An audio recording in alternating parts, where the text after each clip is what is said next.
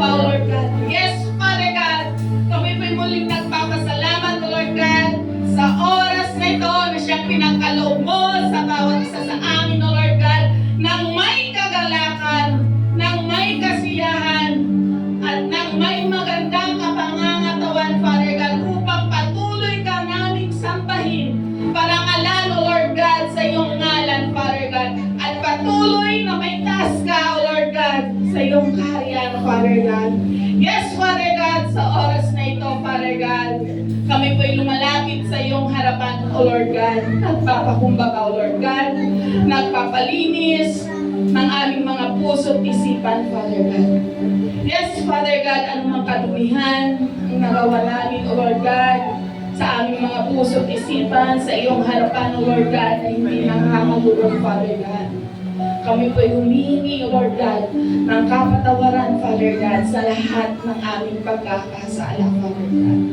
Yes, Father God, inaamin po namin, O Lord God, na ang bawat action po namin, O Lord God, na hindi maganda sa iyong harapan, O Lord God, ay patuloy, O Lord God, na ikaw ang nagbibigay direksyon sa amin upang maitamak po na ito, Father God. Maraming salamat, O Lord God, sa kapatawaran na siyang minawal mo sa bawat isa ho sa amin, Father.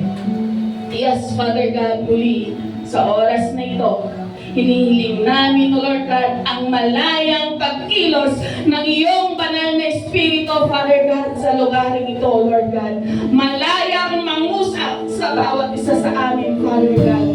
Malaya, O Lord God, na siyang patuloy, O Lord God, na maiparamdam, O Lord God, ang kagalakan, ang kalakasan, O Lord God, na hinihingi ng bawat isa sa amin, Father God.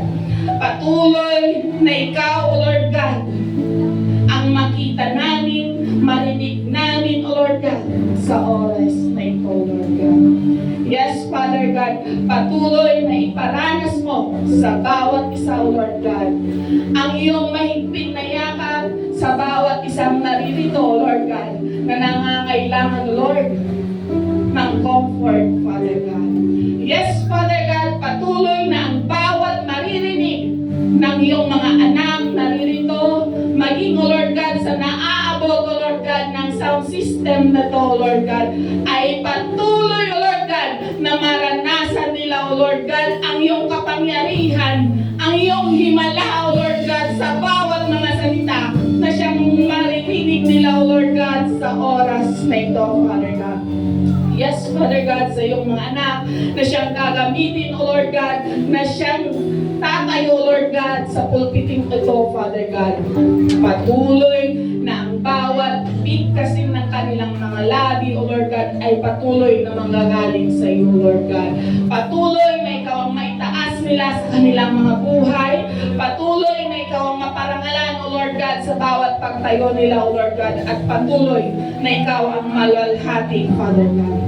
Yes, Father God, sa iyong anak na siyang gagamitin sa oras na ito, na siyang maghahayag ng iyong salita, Father God, sa buhay ni Sister Grace Salinas, Father God. Yes, Father God, patuloy mong gamitin si Sister Grace, O Lord God, na siyang daluyan ng iyong pagpapala, O Lord God, sa oras na ito, O Lord God.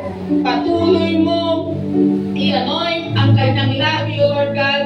Patuloy na ang bawat salita na kanyang mabibigkas sa oras na ito, Lord God, ay patuloy na pagpupuri sa iyong ngalan, Father God. Patuloy na ikaw ang maitaas sa kanyang buhay, Father God.